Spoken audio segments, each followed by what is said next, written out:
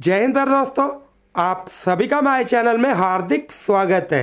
दोस्तों, आज की वीडियो में हम बात करने वाले हैं Himachal Pradesh JBT entrance exam 2023 के बारे में। मुझे उम्मीद है आप सभी ने जो अपने एडमिट कार्ड्स हैं उनको डाउनलोड भी किया होगा और उनका जो प्रिंट है वो भी निकलवा लिया होगा। अब देखिए दोस्तों, बहुत सारे ऐसे कैंडिडेट्स हैं जो कि लगातार क्वेश्चंस कर रहे हैं। तो क्वेश्चंस कौन कौन से सामने आ रहे हैं, सबसे इंपॉर्टेंट क्वेश्चन कौन सा है, हमने कौन कौन से जो डॉक्यूमेंट्स हैं उनको लेके एग्जामिनेशन हॉल में आना है। उसके अलावा दोस्तों, हमने जो एग्ज़ाम है उसको किस तरह से अटेम्प्ट करना है, जहां हमारी जो टाइम मैनेजमेंट है वो किस तरह से होनी चाहिए। उसके अलावा दोस्तों, सबसे इंपॉर्टेंट क्वेश्चन, हमने एग्जामिनेशन के दौरान कौन कौन सी गलतियां नहीं करनी है। तो वीडियो के एंड तक सारे ये जो क्वेश्चंस हैं इनका आपको सीधे तौर पे आंसर मिल जाएगा। तो मुझे उम्मीद है आप इस वीडियो में शुरू से लेकर एंड तक बने रहेंगे।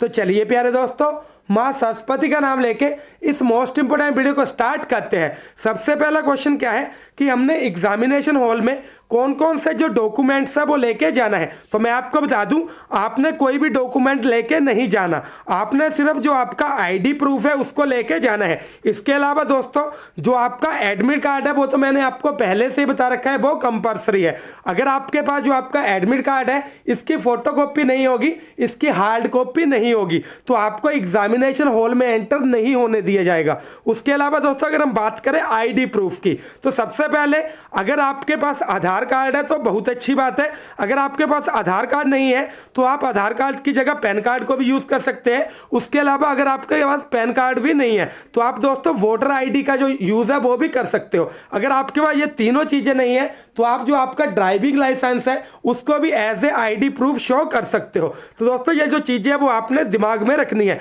उसके अलावा दोस्तों, ये जो आपका आईडी प्रूफ है ये आपके पास ओरिजिनल होना जरूरी है। आपने जो आईडी प्रूफ लेके जाना है वो आपके पास ओरिजिनल होना जरूरी है। हाँ, कभी कभार ऐसा भी होता है, कई ऐसे कैंडिडेट्स हैं जिनको कोई इश्यू हो जाए, जिनकी कोई प्रॉब्लम हो, तो ऐसी सिचुएशन में वो इसकी जो फोटोकॉपी है वो भी ले जा सकते हो। लेकिन आपने ट्राई यही करनी है कि आपका जो आईडी प्रूफ है आपके पास उसकी ओरिजिनल कॉपी हो। तो यहाँ पे हमने कौन कौन सी चीजें देखी। सबसे पहले जो आपका एडमिट कार्ड है वो तो आप सभी के लिए कंपलसरी है। आपने जो अपनी आईडी प्रूफ है उसके लिए कौन कौन सी चीजें लेके जानी है, या तो आधार कार्ड, या तो पैन कार्ड, या तो वोटर आईडी, या तो आपके पास जो आपका ड्राइविंग लाइसेंस है। और आपने ये जो चीजें लेके जानी है आपने दोस्तों ओरिजिनल फॉर्म में ही लेके जानी है। तो उम्मीद है जो पहला क्वेश्चन है वो आपका क्लियर हो गया होगा। अभी दोस्तों नेक्स्ट क्वेश्चन की तरफ बढ़ते हैं। हमने एग्जामिनेशन हॉल में कौन कौन सी चीजों को अवॉइड करना है, जहां हमने कौन कौन सी ऐसी चीजें हैं जिनको कि बाहर ही रख के जाना है। तो देखिए दोस्तों, सबसे पहले है मोबाइल फोन। कोई भी हमारा जब एग्जाम रहता है तो उसमें मोबाइल फोन अलाउड नहीं होता, चाहे वो आपका स्कूल का एग्जाम हो, चाहे वो आपका कॉम्पिटिटिव एग्जाम हो। तो ये चीज आपको पता होगी। उसके अलावा दोस्तों, स्मार्ट वॉच भी वहां पे अलाउड नहीं है। और उसके अलावा कोई भी जो इलेक्ट्रॉनिक चीज है वो आप एग्जामिनेशन हॉल में नहीं लेके जा सकते। उसके अलावा दोस्तों, मैं आपको एक और चीज बताना चाहूंगा। इस बार क्या है, आप अपनी जो वाटर बोतल है उसको एग्जामिनेशन हॉल में लेके जा सकते हो। और दोस्तों, आप सभी के पास जो यहाँ पे दोस्तों क्लिप बोर्ड रहता है, जिसको कि हम गत्ता कहते हैं, एग्जामिनेशन वाला जो गत्ता रहता है, क्लिप बोर्ड रहता है, वो भी ले जाना जरूरी है। देखिए दोस्तों, वहां पे क्या होता है, वैसे तो आपको जो बेंच वगैरह है वो लगे होते हैं, लेकिन कभी कभार 100 में से एक बार ऐसा भी हो जाता है जो बेंच है वो नहीं होते। तो ऐसी सिचुएशन में आपके लिए जो आपका क्लिप बोर्ड है वो जरूरी रहता है। लेकिन दोस्तों, अगर आप क्लिप बोर्ड ले भी जाओगे तब भी आपका कोई नुकसान नहीं है। तो आपने इस चीज का ध्यान रखना है। आपने दोस्तों जो क्लिप बोर्ड है वो 100% लेके जाना है। तो मुझे उम्मीद है ये जो चीजें वो आप माइंड में रखोगे। उसके अलावा दोस्तों, सबसे बड़ा क्वेश्चन, हमने जो एग्जाम है उसको किस तरह से अटेम्प्ट करना है।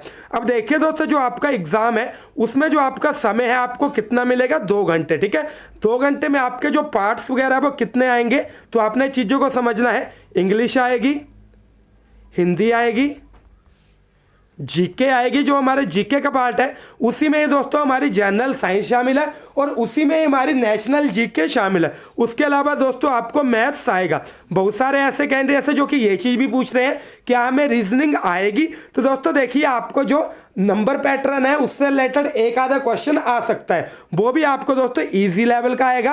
तो कहने का मीनिंग ये है, जो रीजनिंग है वो आपको नहीं आएगी। अगर आपको एक आधा क्वेश्चन आएगा वो इजी लेवल का ही आएगा। अब यहाँ पे दोस्तों देखिए, सबसे बड़ा पॉइंट यही है, 4 हमारे सब्जेक्ट है और हमने इनको 2 घंटों में करना है। तो सीधी सी बात है दोस्तों, हर एक सब्जेक्ट के लिए आधा आधा घंटा होना जरूरी है, ठीक है। मान लो हिंदी को आधा घंटा दिया, इंग्लिश को आधा घंटा दिया, मैथ्स को आधा घंटा दिया और जो हमारी जीके उसको भी आधा घंटा दिया। लेकिन दोस्तों मैं आपको बता दूं, जो आपकी सिचुएशन एग्जामिनेशन हॉल में रहेगी वो आपकी सोच से बिल्कुल ही ऑपोजिट रहेगी। आप चाहे जितनी मर्जी प्लानिंग करके गए होंगे कि मैंने आधा घंटा एक सब्जेक्ट को देना है, लेकिन दोस्तों जो आपके एग्जामिनेशन हॉल में सिचुएशन है वो अलग ही रहेगी। तो ऐसे में दोस्तों क्या चीज़ की जाए, तो आपने ये जो चीज़ें हैं इनको ध्यान से समझना है। सबसे पहले देखिए दोस्तों, हमने हमारा जो क्वेश्चन पेपर है उसको चेक करना है, ठीक है। आप सभी को जो 15 मिनट है वो क्वेश्चन पेपर चेक करने के लिए भी मिलेंगे, ठीक है दोस्तों। तो आपने वो जो चीज़ है वो अपने माइंड में रखनी है। सॉरी दोस्तों, यहाँ पे पता है एग्जामिनेशन में क्या चीज़ होगी, जहाँ पे आपको 15 मिनट पहले क्वेश्चन पेपर तो मिल जाएगा, लेकिन जो आपकी बेल है जब लगेगी आपने क्वेश्चन पेपर की जो सील है वो तभी ओपन करनी है।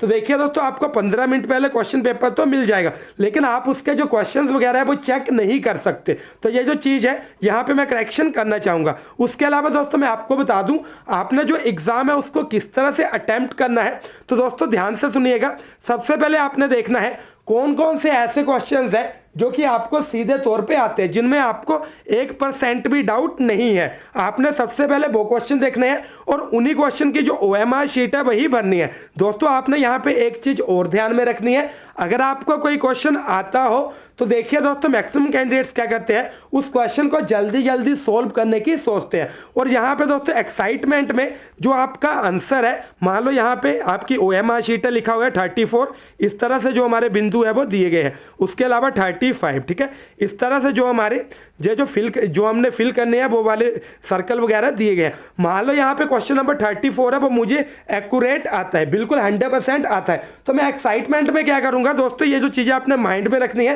क्योंकि 100 में से 80 कैंडिडेट्स ऐसे ही करते हैं। मैं एक्साइटमेंट में जल्दी जल्दी यहाँ पे जो आंसर है वो फिल करूँगा। और दोस्तों कई बार क्या होता है, जो ऑप्शन है वो मेरे से गलत चूज हो जाता है। उसके अलावा कई बार ऐसा भी होता है, मान लो 34 का आंसर आता है तो मैं 35 के सामने चूज करके आ जाता हूं। तो ये जो चीज़ें आपने ध्यान से सुननी है कि यहाँ पे दोस्तों जो आपकी एक्साइटमेंट है उसमें आप जो क्वेश्चन है वो गलत कराते हो, तो आपने इस चीज़ का स्पेशली ध्यान रखना है। तो हम कहाँ तक पहुँचे हैं दोस्तों, सबसे पहले आपने उसी पार्ट को अटेम्प्ट करना है जो कि आपको 100% आता हो। मान लो ये जो क्वेश्चन है आपको ऐसे 40 क्वेश्चन है जो कि 100% आते हो, 40 क्वेश्चन आपके पक्के हो गए।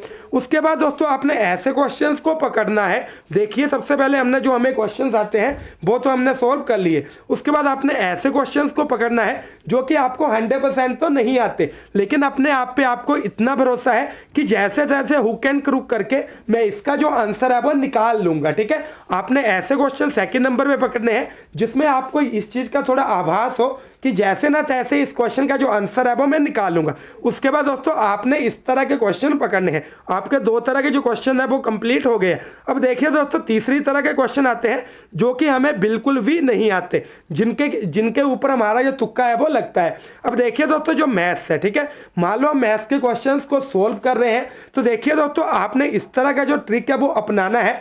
मैथ्स में आपने जो क्वेश्चन है उसको सोल्व करने की ट्राई करनी है। मान लो आपने जो क्वेश्चन है उसको सोल्व कर रखा है, तो दोस्तों जो आपका आंसर निकलेगा अगर वो यहाँ पे देखिए दोस्तों जो आपके ऑप्शंस है उसमें नहीं है, तो आपने वो वाला ऑप्शन चूज करना है जो कि आपके आंसर से बिल्कुल ही क्लोज हो। तो ये जो ट्रिक है वो आपने अपनानी है। उसके अलावा दोस्तों अगर हम बात करें, ये तो मैंने आपको बता दिया आपने किस तरह से जो क्वेश्चंस है उसको आइडेंटिफाई करना है कि मेरे को किस तरह से आते हैं, कौन कौन से पूरे आते हैं, कौन कौन से थोड़े मेहनत करके आएंगे और कौन से ऐसे क्वेश्चन है वो नहीं आते। अगर हम पार्ट की बात करें कि सबसे पहले आपने कौन सा पार्ट अटेम्प्ट करना है, तो देखिए दोस्तों सबसे पहले मेरी यही एडवाइस रहती है कि आपने जो जीके का पार्ट है वो निकालना है, फिर दोस्तों आपने हिंदी वाला पार्ट निकालना है, उसके अलावा दोस्तों आपने फिर इंग्लिश पकड़नी है, उसके अलावा दोस्तों आपने जो मैथ्स है वो पकड़ना है, ठीक है दोस्तों।